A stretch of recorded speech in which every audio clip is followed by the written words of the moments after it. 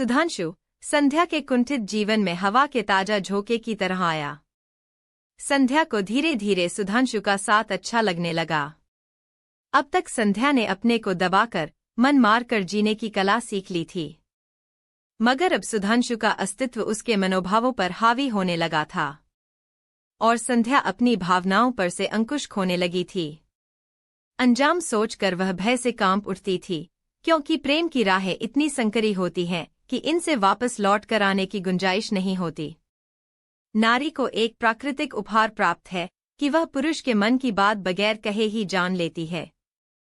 इसीलिए संध्या को सुधांशु का झुकाव भांपने में देर नहीं लगी। आखिर एक दिन इन अप्रत्यक्ष भावनाओं को शब्द भी मिल गए। सुधांशु ने अपने प्रेम का इजहार कर दिया। प्रतीक्षारत संध्या का रोम रोम पुलकित हो उठा। संध्या में उल्लेखनीय परिवर्तन आने लगा। अपने हृदय के जिस कोने को वह अब तक टटोलने से डरती थी, उसे अब उड़ेल उड़ेल कर निकालने को इच्छुक हो उठी थी। संध्या हमेशा सुधांशु की ही यादों में खोई रहती। हमेशा खामोश, नीरस रहने वाली संध्या अब गुनगुनाती, मुस्कराती देखी जाने लगी। संध्या ने एक दिन माँ को सब कुछ बता दिया। माँ को तो सुधांशु पसंद था ही, वह खुश हो गईं। पापा भी उसे पसंद करते थे। आखिर एक दिन पापा ने सुधांशु से उसके पिताजी का पता मांग लिया। वे वहां जाकर शादी की बात करना चाहते थे। सुधांशु ने बताया कि अगले महीने ही उसके पिताजी पटना आ रहे हैं, यही बात कर लीजिएगा।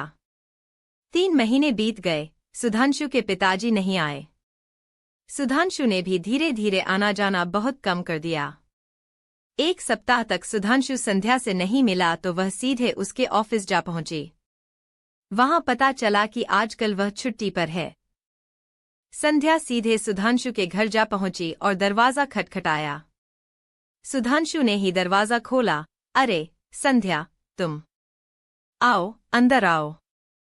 यह क्या मजाक है सुधांशु, तुम 1 सप्ताह से मिले भी नहीं। और संध्या गुस्से में कुछ और कहती कि उसने सामने बालकनी में एक लड़की को देखा तो अचानक चुप हो गई। सुधांशु ने चौंकते हुए कहा, अरे मैं परिचय कराना तो भूल ही गया। आप संध्या जी हैं, मेरी फैमिली फ्रेंड, और आप हैं रूपाली, मेरी गर्लफ्रेंड। इससे पहले कि संध्या कुछ पूछती, सुधांशु ने थोड़ा झेंपते हुए कहा, बहुत जल्दी ही रूपाली मिसेज रूपाली बनने वाली हैं। अरे रूपाली, संध्या को चाय नहीं पिलाओगी? संध्या को मानो काटो तो खून नहीं। उसे यह सब अजीब लग रहा था। उसका मन करता कि सुधांशु को झकझोर कर पूछे कि आखिर यह सब क्या कह रहे हो। रूपाली रसोई में गई तो संध्या ने आंखों में गुस्सा जताते हुए कहा, सुधांशु प्लीज, मजाक की भी कोई सीमा होती है। यह क्या कि जो मुंह में आया बक दिया। यह मजाक नहीं, सच है संध्या कि हम दोनों शादी करने वाले हैं, सुधांशु ने बेहिचक कहा। संध्या को लगा मानो वह फफक कर रो पड़ेगी।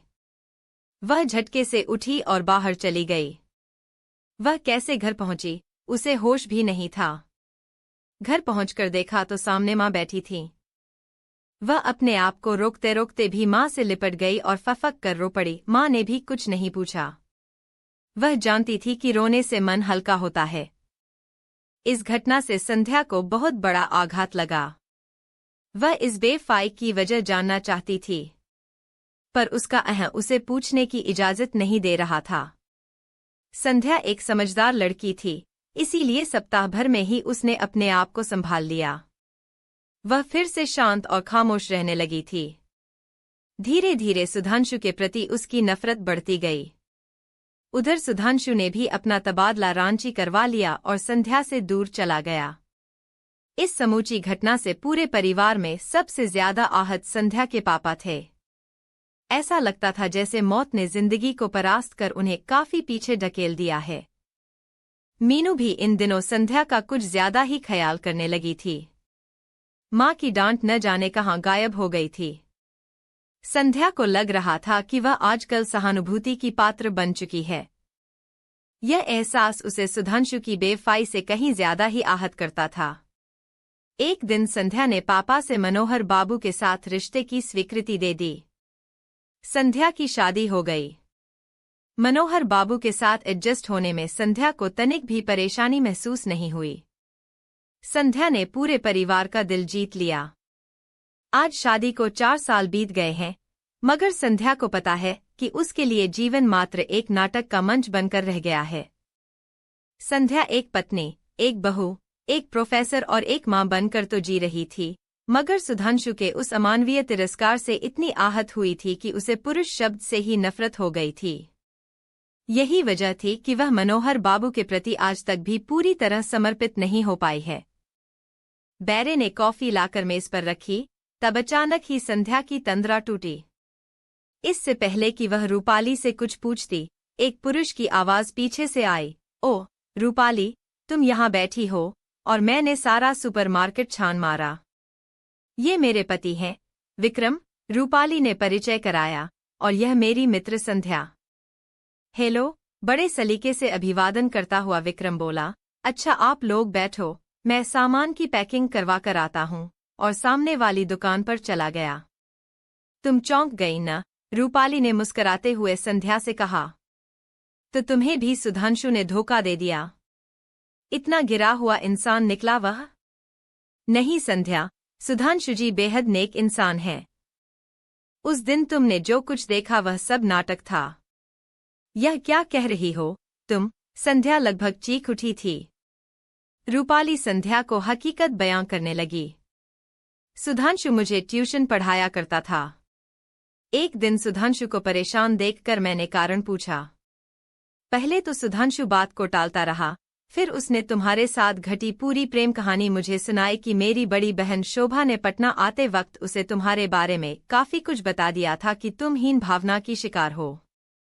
मनोविज्ञान का विद्यार्थी होने के नाते सुधांशु को यह समझने में तनिक भी देर नहीं लगी कि तुम्हारे इस हीन भावना से उबारने का क्या उपाय हो सकता है।